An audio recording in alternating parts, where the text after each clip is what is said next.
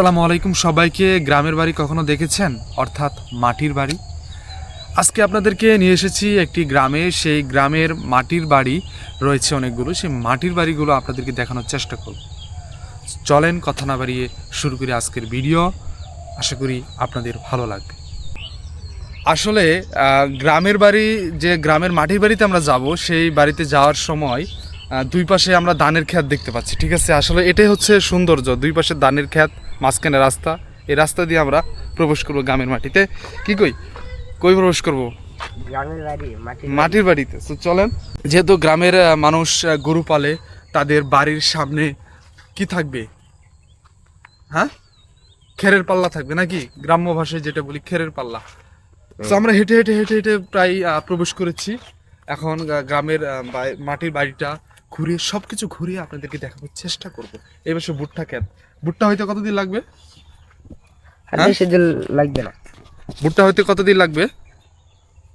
কতদিন লাগবে? আর মনে হয় এক মাস ভুট্টা হয়েছে এক দুইটা।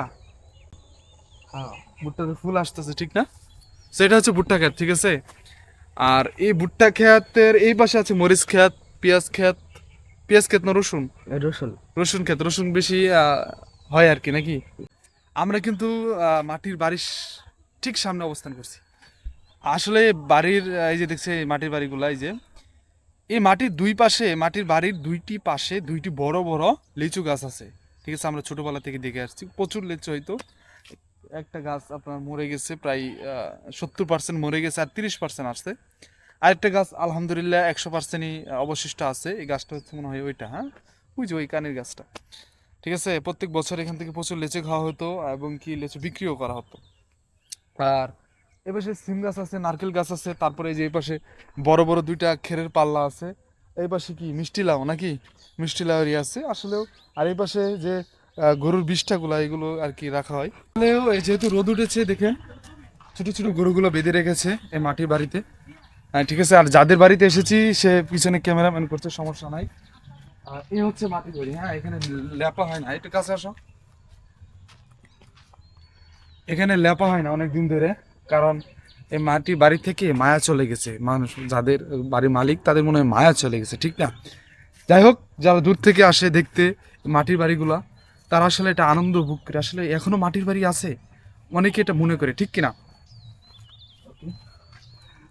ওই যে ওই পাশে, এই পাশে মাটির বাড়ি। হ্যাঁ, এই যে এই যে একটা মাটির বাড়ি, আর এই যে একটা মাটির বাড়ি। এই দুইটা মাটির বাড়ি, দুই পাশে দুইটা বড় বড় লিচু গাছ আছে।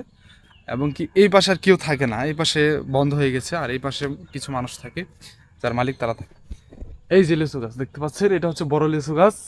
আর ওইখানে ছোট একটা আছে। হ্যাঁ, এটা হচ্ছে বাড়ির সামনে আর কি। এই যে এখানে যেহেতু কেউ থাকে না, আর এই যে দেখেন ঘরের ভিতরে সব বন্ধ। হ্যাঁ, কেউ থাকে না।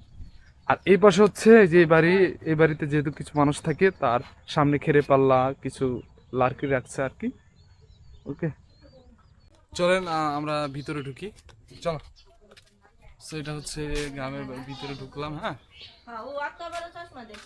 এই পাশে আছে। চলেন ভিতরে, ঘরের ভিতরে ঢুকে আপনাদেরকে দেখানোর চেষ্টা করি আসলে মাটির বাড়িগুলো কিরকম হয়। চলেন যাওয়া যাক।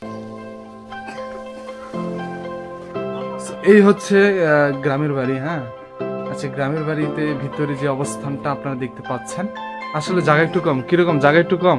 হ্যাঁ, জায়গা একটু কম। ওকে, আর হচ্ছে এটা একটু ঘর, এখানে থাকে মানুষ। আসলে দেখতে পাচ্ছেন গ্রামের বাড়িগুলো কিরকম, কতটা সাধারণ, কতটা আহ, এখানে সুযোগ সুবিধা একবারে কম, ঠিক না? তারপরেও মানুষগুলো হাসি মুখে এখানে থাকে। সো আজকে আমার একটা অভিজ্ঞতা হলো এই মাটির বাড়িতে এসে। আর ওই পাশে একটা ঘর আছে, ওটাও আপনাদেরকে দেখাবো। একটা খুব আছে, খুবটাও আপনাদেরকে দেখাবো। হ্যাঁ, বেশি জিনিসপাতি নেই, আসবাবপত্র খুবই কম। চলেন আমরা খুপে যাই। খুব দ্রুত আপনাদেরকে শেষ করে দিব। এই যে এই খুপে একজন থাকে। হ্যাঁ, এই খুপে এই যে সে, তুমি থাকো। ওকে, এই যে দেখতে পাচ্ছেন বেশি আসলে জিনিস নেই। ওকে, সো এই ছিল মাটির বাড়ি।